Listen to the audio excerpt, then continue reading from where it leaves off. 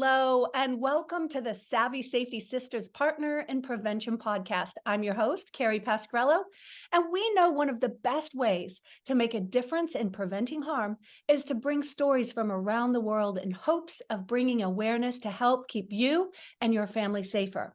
Now, we want to empower our listeners with education and advocacy by experts, and so today we're going to be discussing a rare disease called CADASIL. Now, this is an important topic as it affects families worldwide and is often misdiagnosed.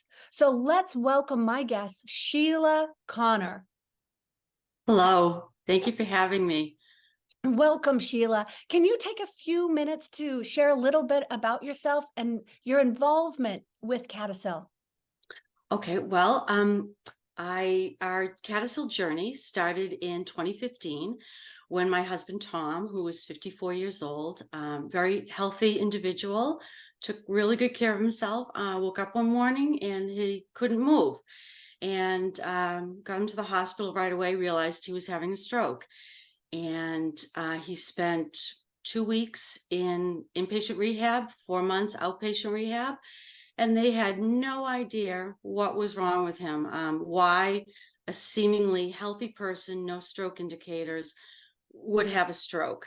A month later, he had another stroke, and they were still at a loss. Things quieted down, and a year later, Tom was having some issues with depression, and we wanted to get him some medication, get him some help.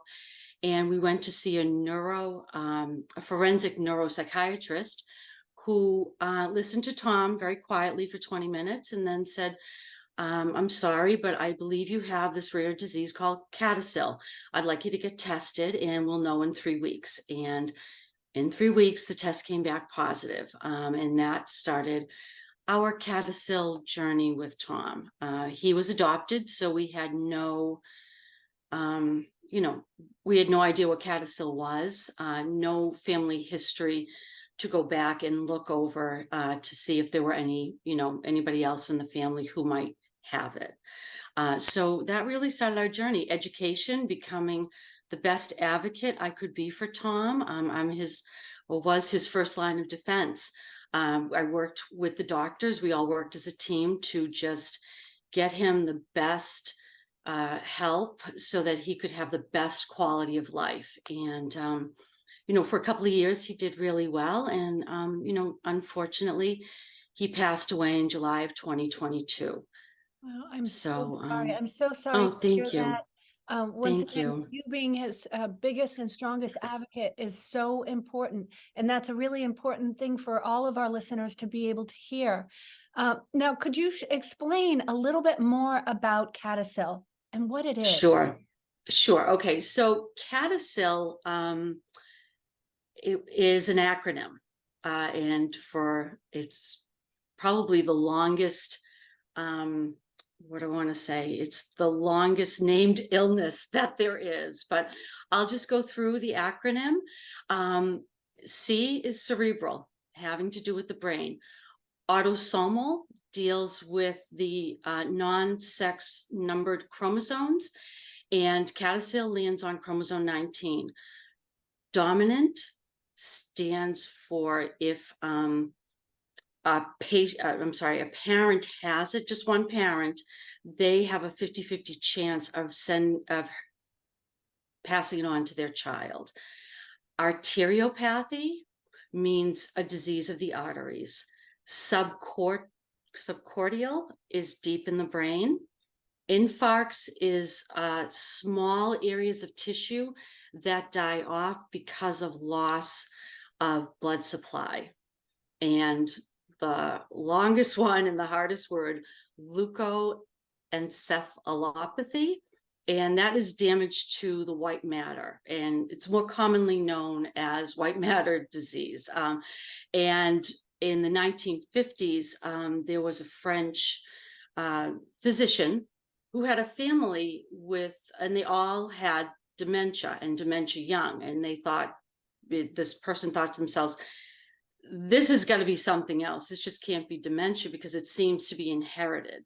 So it's started in the 50s, and then people kind of lost interest in the 70s, but back in the 90s, more it was presented again in France, and people started taking an interest, and that's how they came up with the acronym CADASIL around 1993. So that's what CADASIL stands for. Wow. And Yeah, thank you so much for explaining the name to us. That's really fascinating, and sounds very complicated as well. So many it is. parts of this, a rare disease. Now, what is the estimated prevalence of CADASIL in our general population? Well, that is up for debate. The kind of accepted number, which some of us are trying to change, is right now it stands at every 2 to 5 people per 100,000 worldwide. However, there has been a study that has just come out that says it could be as many as 1 in 300 people carry the Notch3 mutation. There are over 270 Notch3 mutations between exons 1 and 34. So that's a lot. And the accepted theory is that exons 1 to 6, it's called classic CADASIL. It's severe.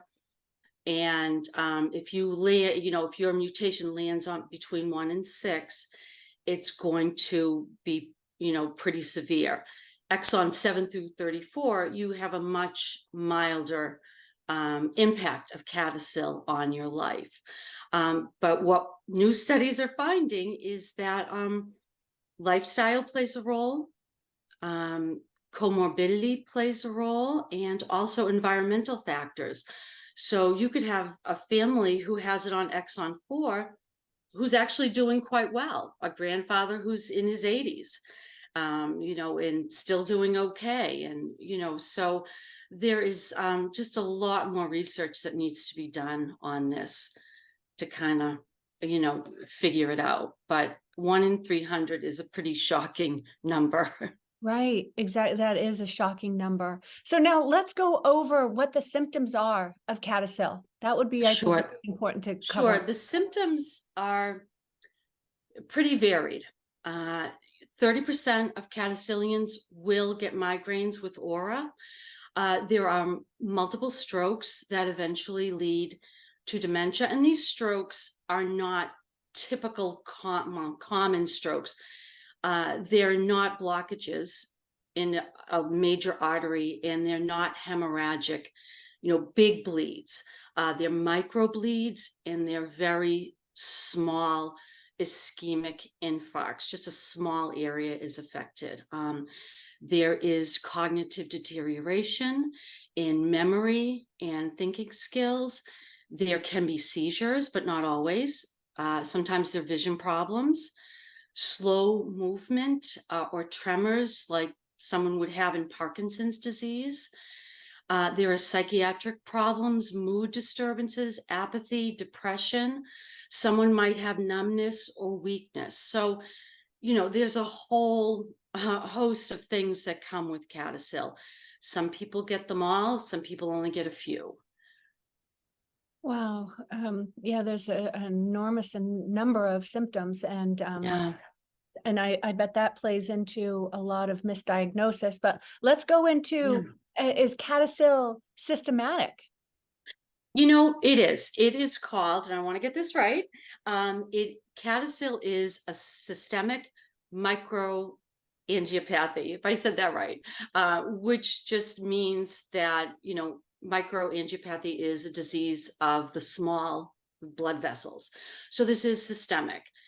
But why it impacts the brain so much is that throughout the body, every organ, including the skin, has collateral blood circulation, except for deep inside the brain. There is no collateral blood circulation. So when there's an infarct and that little piece of brain tissue dies, there is no backup to come and restore the blood flow.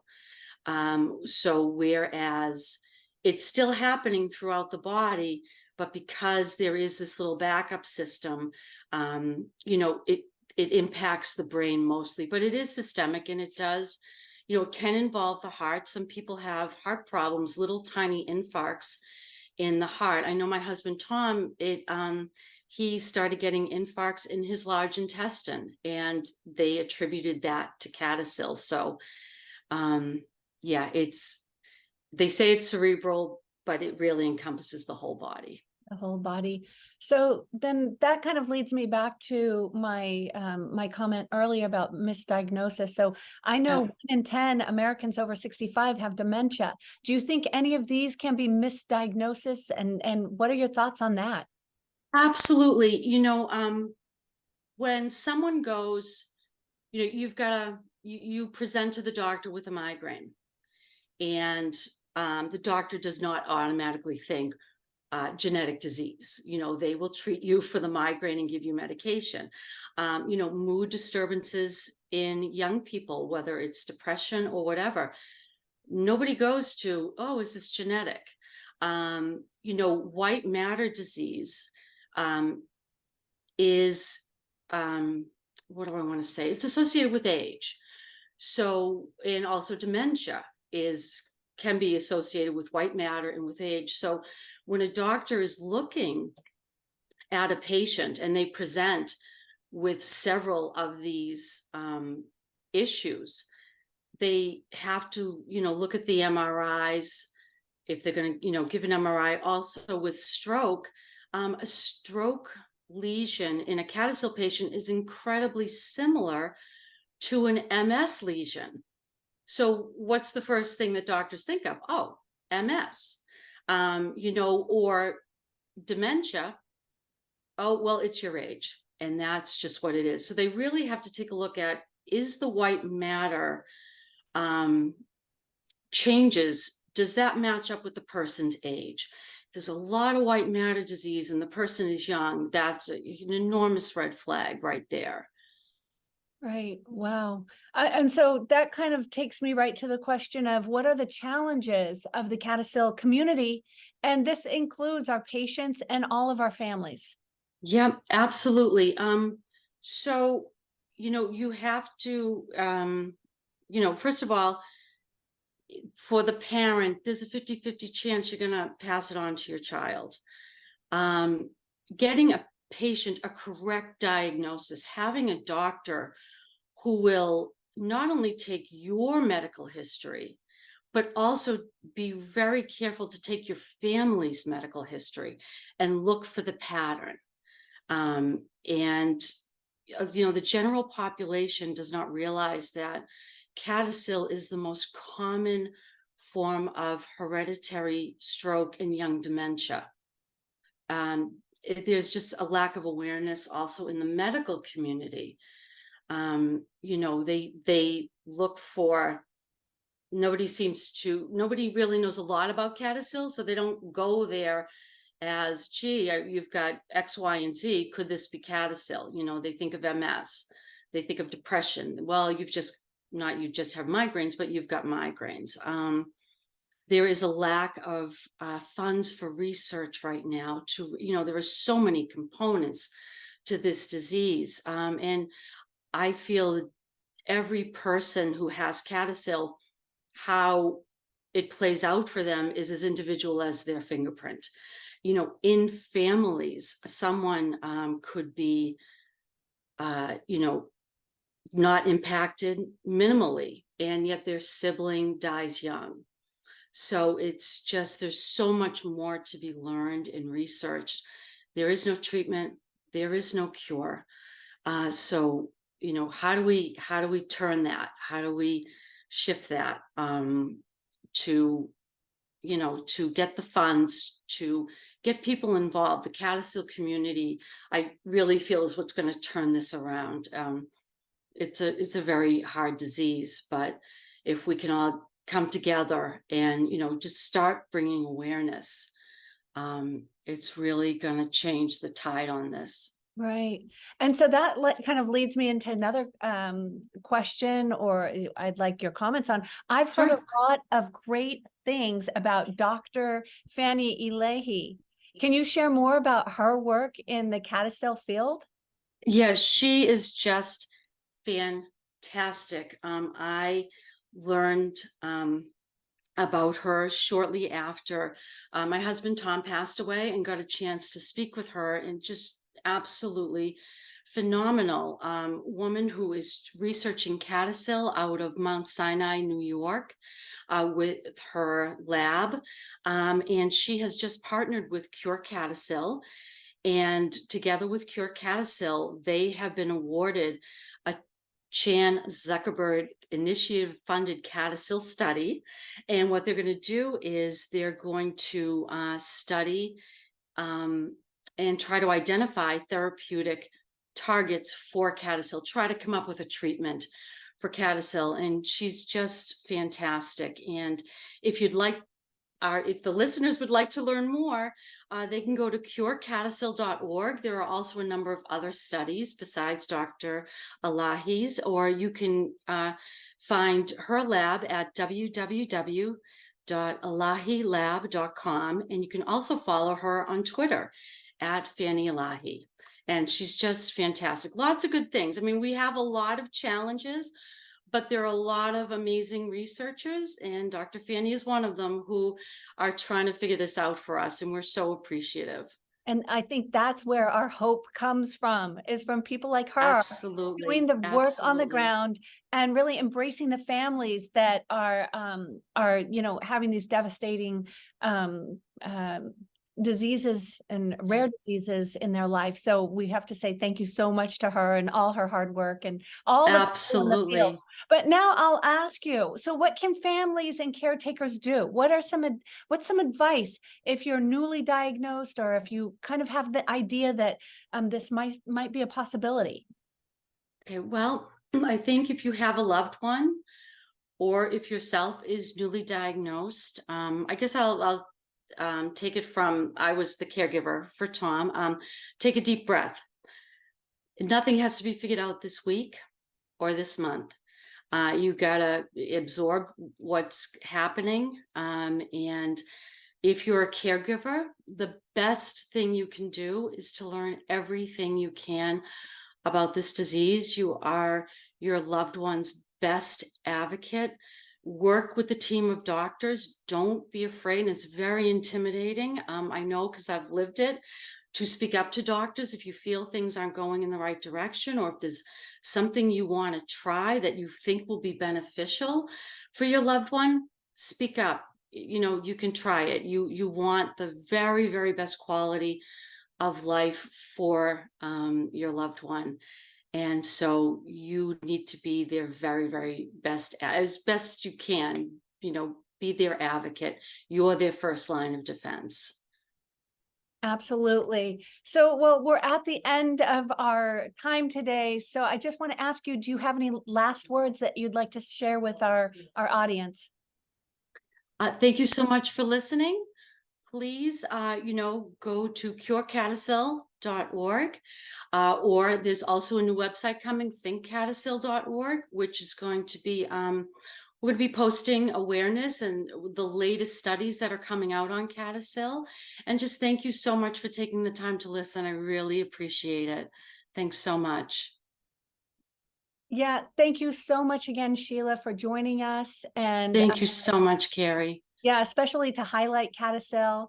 And as you said, there's currently no cure or effective treatment, but we're working on it. And this awareness is just one Absolutely. part of what we can do. And so if you want to learn more about this rare disease CADASIL, or other information about dementia and Alzheimer's, we can go to National Organization for Rare Disorders. That's the NORD. They have a telephone number, which is 203-744-0100, or 800-999-6673. And I'll make sure to add some of these resource links to our podcast. And that's it for today. So we'll be back for another episode to increase public awareness about topics faced by citizens in their daily life, whether around the corner or around the world. And be sure to visit us at Global Secure Resources, and we'll be back to bring more important information to our group. So thank you again for joining, Sheila. Thank you so much. Take care.